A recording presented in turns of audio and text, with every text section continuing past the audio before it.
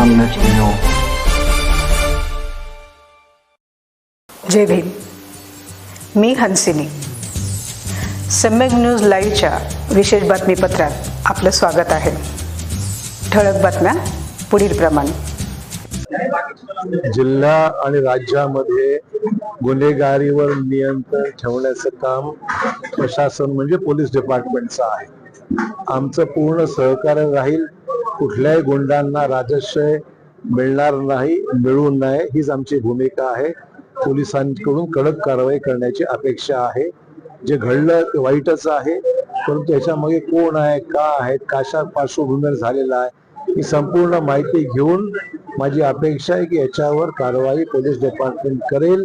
आणि तशी निश्चितच गंभीर बाब आहे, पण चिंतेचं वातावरण नाहीये.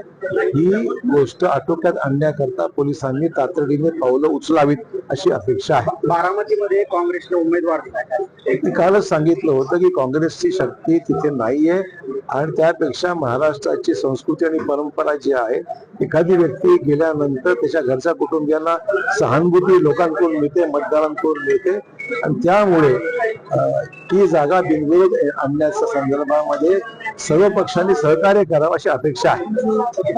आरोप केला होता शिक्षण काय तर शिक्षणाचा हा त्या ठिकाणी मुली मोठ्या प्रमाणात पळून दिल्या.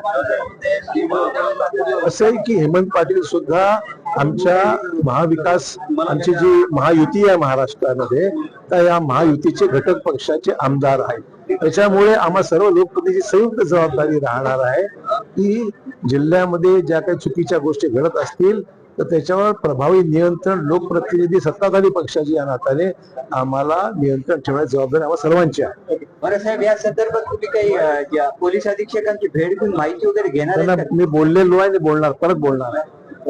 कधी थांबवण्यासाठी काही उपाययोजना वगैरे त्यांच्याकडून त्यांची बाजू आता काल परवाच घटना घडल्या असल्यामुळे ती चौकशी इन्व्हेस्टिगेशन वगैरे सुरू आहे. काही लोकांना अटक करण्यात आलेली आहे.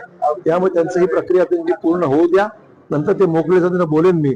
पण त्यांच्या चौकशीमध्ये हस्तक्षेप मला करणार नाही. मी बात झालेली आहे त्याच्यात तलवारी आणि खंजिराचा सरास वापर आहे. दवाखान्यात सुद्धा एकाला जाऊन मला माहिती आहे, सर्व गोष्टीची मला बारकाईने माहिती आहे. त्यांचा तपास कामामध्ये व्यत्यय यायला नको आणि म्हणून त्यांना मी डिस्टर्ब करणार नाही. त्यांचं काम मार्गी लागलं त्यांना बोलून घेईन.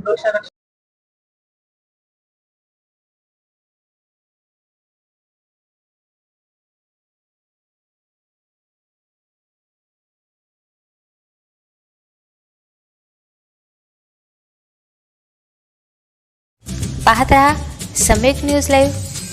बातमी पाहण्यासाठी यूट्यूबवर सबस्क्राईब करा.